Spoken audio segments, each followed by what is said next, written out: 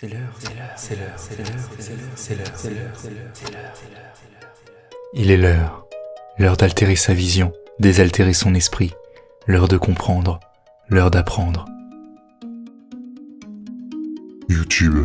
Depuis sa création en 2005, cette plateforme a bien évolué, amenant vidéastes pionniers, guidés par la curiosité et l'envie de créer, amenant la télé à reconsidérer ses standards, amenant le monde sur un autre regard. Plus besoin de faire d'études ou d'être célèbre pour être sur un média. Il suffit de prendre une caméra, s'exprimer, monter et poster. Beaucoup s'en sont rendus compte et ont essayé. Certains y sont arrivés, d'autres ont été oubliés. Et encore d'autres sont toujours là, dans les petites ruelles tortueuses que forme l'immense ville au logo rouge. Il faut avoir conscience que derrière chaque écran, comme chaque caméra, se trouve un être humain, qui a une histoire, des valeurs, des idées. Je me demande toujours, à travers son montage, ses mots, sa mise en scène, que veut-il me partager ? Qu'a-t-il voulu construire ? Et quel est le moteur de tout ça ? On en voit qui parlent juste d'eux, être le personnage principal de leur chaîne, une mise en scène de leur vie, une mise en image fantasmée de leurs rêves. On en voit qui veulent faire rire, communiquer la bonne humeur, juste être insouciant. On en voit qui veulent aider en partageant leurs connaissances pour tous les niveaux, art, beauté et science, pour te tirer vers le haut. On en voit qui veulent juste créer, s'exprimer, faire rêver sans rien demander. On trouve des joueurs, des rieurs, des trollers. Faut un peu de tout pour faire un YouTube. Écho altéré du monde, un simple reflet. Tu veux le comprendre ? Comprends-les alors. Ces créateurs, ces joueurs, ces trollers, ce sont des êtres humains, avec désir, sentiments et émotions. Que recherchent-ils ? Que désirent-ils ? Je vois beaucoup de personnes qui pointent les problèmes du doigt. La maladie de YouTube, le cancer. Ah, la critique, le grand remède.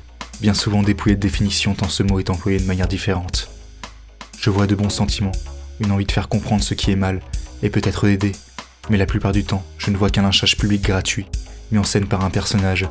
Ce qui part d'une simple rigolade pour surfer sur les tendances, finit bien souvent par une masturbation intégrale de l'ego, flatté uniquement par des nombres. Nombre de vues, nombre d'abonnés, nombre de pouces bleus. Ça en devient littéralement ton poids dans le YouTube game, ta valeur, ta réussite. Tu le nourris bien, il a grandi, c'est bon. Elle est assez grande maintenant, tu peux la comparer aux autres. Et maintenant quoi ? Regarde autour de toi. Comment est ton monde ? Comment est ta vie ? Qu'as-tu créé ? Qu'as-tu partagé ? Qui es-tu ? Le problème, quand tu ne nourris que ton ego, c'est que tu te retrouves seul et vide. Car l'ego n'est qu'une carapace, empêchant ce qui est prisonnier à l'intérieur de grandir, et ce qui pourrait te nourrir de rentrer. Ce que tu es réellement est enfermé dans une coquille repoussante, cible facile de la critique, et qui répond automatiquement à la haine par la haine. Car tout ce qui touche à cet ego devient sans somnation un ennemi à abattre. Alors je voudrais savoir, pourquoi t'es là ? Si c'est pour faire comme les youtubeurs, Oublie. si c'est parce que tu veux offrir ton monde, tes connaissances, ta créativité, ta sincérité, alors, à toi de choisir ce que tu veux me faire comprendre maintenant.